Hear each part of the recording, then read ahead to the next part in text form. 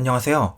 저번 영상에서 스위프트3의 라이젠 4700U 성능을 알아보면서 전반적으로 성능은 뛰어난데 프리미어 프로 성능이 떨어진다는 언급을 했었죠. 그럼 리사수님은 프레젠테이션에서 거짓말한 걸까요? 결론부터 말하자면 르누아르가 프리미어 프로에서 힘을 못 쓰는 것은 내장 그래픽 때문일 것으로 생각됩니다.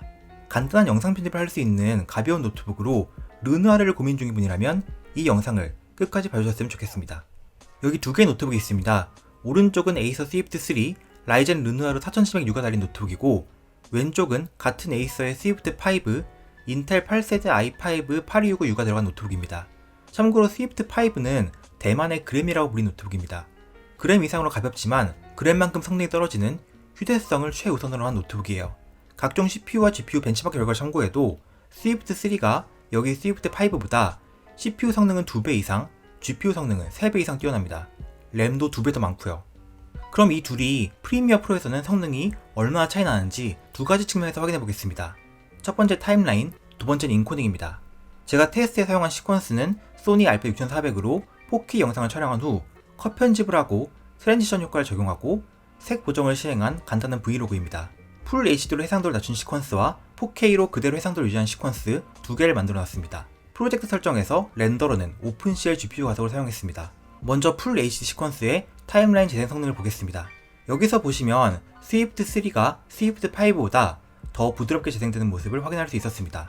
그리고 실제로 누락된 프레임 수를 확인해봐도 스위프트5는 절반 이상의 프레임이 누락되었으나 스위프트3는 누락된 프레임 없이 부드럽게 재생되었습니다.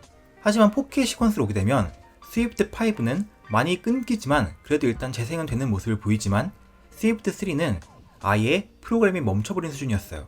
이러한 차이가 나는 이유는 인텔 내장 그래픽은 프리미어 프로에서 H.264 HVC 코덱에 대해 하드웨어 가속 디코딩을 할 수 있지만 AMD 내장 그래픽은 안됩니다. 쉽게 말해서 인텔 CPU의 내장 그래픽이 무거운 영상의 재생을 도와준다는 겁니다. AMD 내장 그래픽으로는 풀 HD 간단한 편집 정도는 큰 문제 없을 수 있지만 모션 그래픽 자막을 추가한다거나 추가적인 그래픽 효과를 넣는다거나 할 경우 인텔 내장 그래픽 노트북 이상으로 힘들어할 겁니다. 다음으로 인코딩 성능을 보시겠습니다. 프리미어 프로 내부에서 하는 것보다 미디어 인코더를 사용하는 편이 더 빠르다는 얘기가 있어서 미디어 인코더에서 렌더링 해보았습니다. 하드웨어 가속을 켜고 인코딩을 하였고 하는 도중에 CPU와 GPU 사용률을 보시면 둘 다 CPU의 사용량은 높지 않은 편이지만 인텔 내장 그래픽은 거의 100% 사용되고 반면 AMD 내장 그래픽은 10%대밖에 사용되지 않았습니다. 그러니까 프리미어 프로에서 르누아르에 문제가 있는 부분은 CPU가 아니라 내장 GPU라고 판단할 수 있을 겁니다.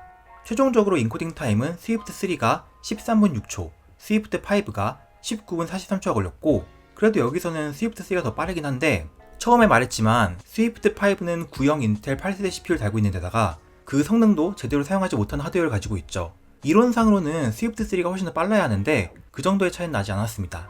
아이리스 플러스 그래픽을 달고 있는 인텔 아이스 레이크가 더 빨라요. 참고로 저는 어도비는 U를 결제 중이고 프리미어 프로는 현재 최신 버전인 14.1 버전을 쓰고 있습니다. 혹시 해서 14.2 베타 버전으로 테스트해봤는데 베타 버전에서는 하드웨어 인코딩을 좀 더 폭넓게 지원하도록 개선되었다곤 하지만 4700U의 경우 별다른 개선을 보이지 않았습니다. 그럼 결론입니다. 프리미어 프로는 라이젠 르누아르 내장 그래픽을 잘 활용하지 못하고 결국 타임라인 퍼포먼스나 인코딩 측면에서 모두 손해를 보게 됩니다. 하지만 문제가 있는 건 CPU보다는 내장 그래픽 쪽이기 때문에 외장 그래픽과 조합을 할 경우에는 이러한 문제가 많이 해결될 것으로 보입니다만 르누아르 저전력 CPU와 외장 그래픽이 조합된 노트북은 아직 국내에 출시된 게 없죠. 그리고 탈리호 테크라는 외국 테크 유튜버는 인텔 CPU를 사용한 기가바이트 에어로에 비해서 AMD 르누아르를 사용한 G14가 프리미어 프로 타임라인 스크러빙이 훨씬 더 버벅거린다고 언급했습니다. 인코딩은 여기선 또 다른 얘기지만 여튼 여러 측면에서 아직 인텔이 AMD보다 프리미어 프로에 더 최적화되어 있는 것으로 보입니다. 결국 프리미어 프로 한 가지만 보고 현재 노트북을 구매한다면 인텔 CPU에 엔비디아 GPU를 조합하는 게 유리하다는 거죠. 언젠간 어도비가 이 부분을 업데이트할지 모르겠지만 어도비는 원래 엄청 피드백이 느린 애들이라 그게 언제가 될진 잘 모르겠습니다. 물론 어도비 말고 다른 편집 프로그램들에서는 전혀 다른 결과를 보이는 경우도 많고 전반적인 성능은 AMD가 인텔을 저전력 카테고리에서 압살하기 때문에 르누아르 노트북은 여전히 굉장히 매력적입니다만 이런 문제는 분명히 인지해 주시길 바랍니다. 그럼 도움이 되시길 바라며 다음에 뵐게요.